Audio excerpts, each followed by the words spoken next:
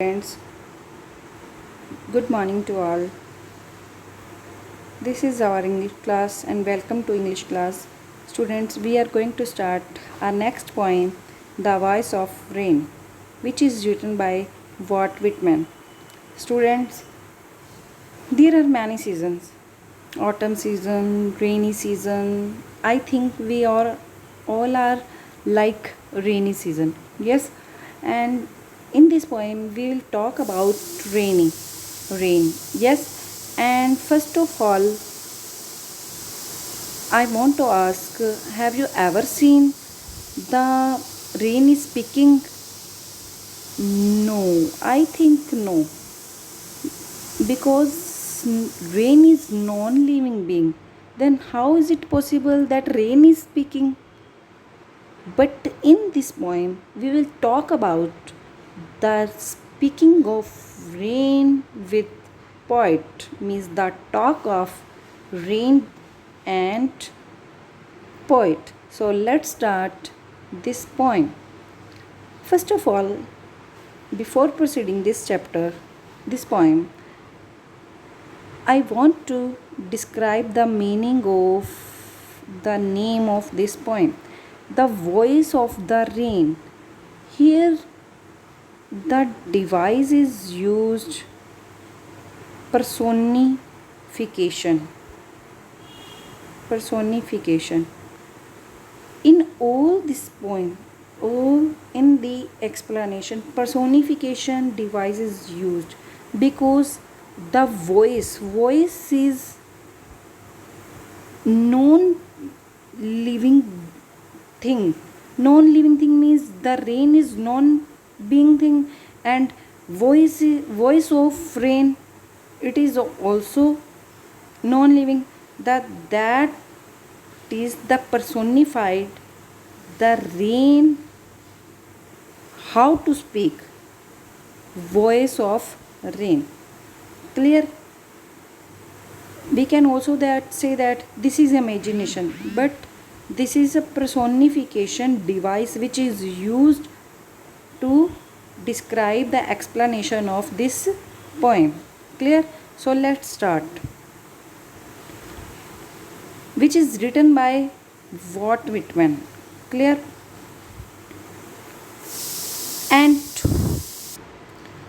And who art thou? Said I to the falling shower, which strange to tell gave me an answer, as here translated, I am the poem of earth, said the voice of the rain. Eternal I rise, impalpable, out of the land and the bottomless sea. Student, I also describe the meaning of difficult words. And who art thou? Here the meaning of who art thou. This is a old generated English. Art means are. Thou means you. Who are you? Said I to the soft falling shower. Here is I poet. Poet कहता है कि मैंने जो हल्की हल्की पानी की जो बूंदें गिर रही थी उनसे पूछा कि तुम कौन हो. उनको कहा कि तुम कौन हो. Who are you. Clear? Which stands to tell give me an answer, as here translated. Poet को बहुत अजीब लगता है ये कहते हुए कि मुझे इसका आंसर मिला जिसको मैंने यहाँ पे बताया है, जिसको मैंने यहाँ पे ट्रांसलेट किया है. I am the poem of earth, said the voice of the rain. I am the poem of earth, said the voice of rain.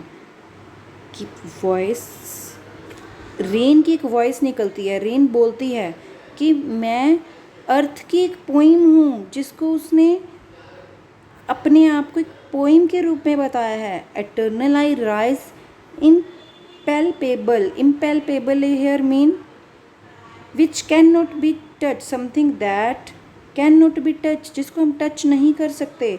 Out of the land and the bottomless sea. First of all, students, here the poet wants to describe that the voice of rain means जो rain है वो क्या कहना चाहती है कि वो एक अपने ना आपने साइंस में पढ़ा होगा कि वाटर साइकिल शो करती है, कि वाटर साइकिल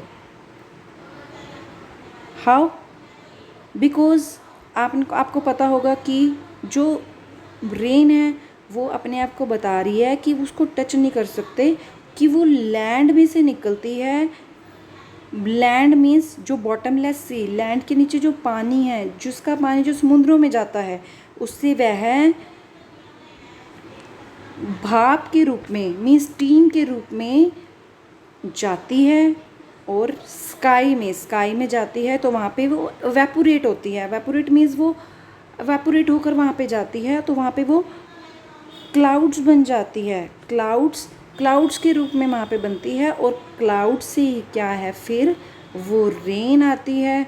रेन की बूंदों के साथ साथ वो फिर वहाँ पे कहाँ, सीज में जाती है, मीन्स धरती पे जाती है, और वापस वो ही प्रोसेस फिर से चलता है, मीन्स सी से लेकर क्लाउड्स तक वेपोरेट होकर, एंड क्लाउड से फिर सी में।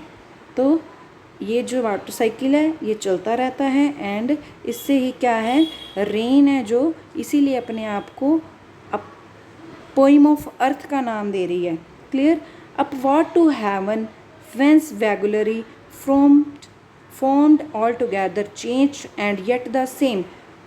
क्या बता रही है पॉइंट, जो रेन है कि वो हेवन में जाती है। हेवन, यहाँ पे हेवन किसको नाम शो कर रखा है, हेवन को बोल रखा है स्काई, कि वो स्काई को हेवन का नाम दे रही है कि वहाँ पे जाती है, और फिर क्या है, उसकी फॉर्म क्लाउड्स की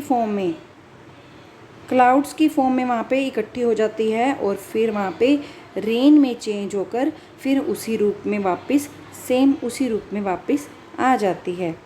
क्लियर।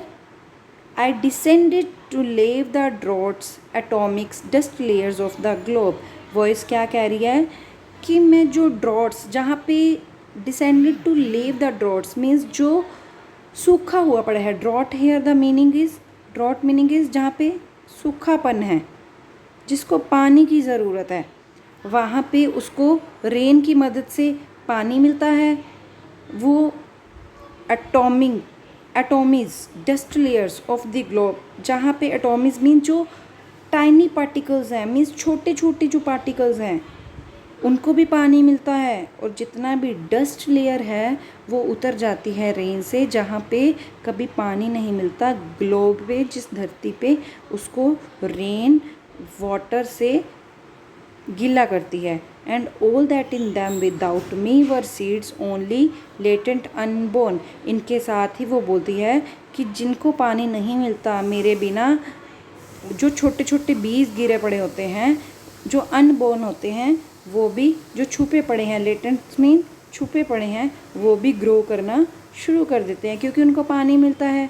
जो छोटे छोटे बीज गिरे पड़े हैं, जिसको कोई देखभाल नहीं करता, जब उनको रेन का पानी मिलता है तो वो भी जो अनबोर्न है वो उगना शुरू कर देते हैं, ग्रो करना शुरू कर देते हैं। And for ever by day and night I give back life to my own origin. तो वो ऐसे ही बोलते हैं कि ये जो दिन रात मेरा प्रोसेस चलता है, और फिर मैं वापस अपने सेम ओरिजन में आ जाती हूँ। ओरिजन मीन्स सेम, मैं अपने उसी रूप में वापस पहुँच जाती हूँ। And make pure and beautify it. और जो ये सारा प्रोसेस है, ये बहुत अपनी जो अर्थ है, अपनी जो ग्लोब है, उसको बहुत प्योर और ब्यूटीफाई करती हूँ। बिकॉज जो अनबोर्न, जो लेटेंट सीड्स हैं, उनको ग्रो करती हूँ। जो एटॉमीज, टाइनी पार्टिकल्स हैं, ड्रॉट्स हैं, जो डस्ट लेयर है, उनको क्लियर करती हूँ। जहाँ पे ड्रॉट्स हैं वहाँ पे वाटर प्रोवाइड करवाती हूँ, मीन्स रेन से। सो इसी से ही वो बोलते हैं कि जो अर्थ है वो बहुत प्योर और ब्यूटीफाई हो जाती है। Clear. For song issuing from its birthplace after fulfillment, wandering, wrecked or unwrecked, duly with love returns। Here poet describe that, इसको वो अपने सॉन्ग के रूप में डिस्क्राइब कर रहा है कि कैसे वो जो उसके बर्थ प्लेस से जब इशू होता है, मीन्स उसके अंदर से वो गाया जाता है, वो कहता है कि चाहे इसको लोग पसंद करें या ना करें, रेक्ड और अनरेक्ड मीन्स पसंद करें या ना करें, लेकिन वो लव है जो उसको वापस किसी अवार्ड के रूप में वापस उसको ज़रूर मिलता है।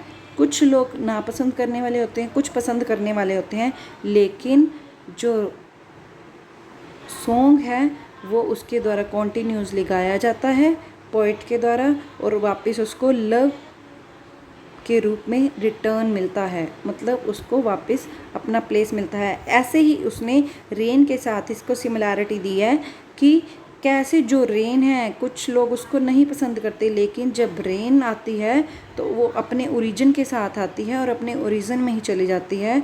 वो किसी की पसंद और नापसंद को नहीं देखती, और वो अपना जो वाटर साइकिल है, अपना जो प्रोसेस है उसको कॉन्टीन्यूसली चलाती रहती है और वापस क्या है अपने ओरिजिन में आती है और प्योरिटी देती है, और एक ब्यूटीफाई के रूप में इसको डिस्क्राइब किया जाता है, और वापस वो अपने लव के साथ रिटर्न आती है, जैसे कि पोइट अपनी सॉन्ग को उसके साथ सिमिलैरिटी शो कर रहा है।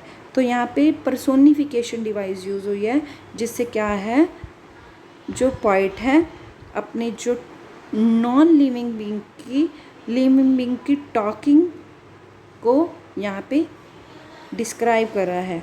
I hope you will understand this poem, and again read and try to understand and write it summary carefully. If you have any type of problem, if you face difficulty, then please ask to me, but do it very sincerely. Okay, thanks, have a nice day.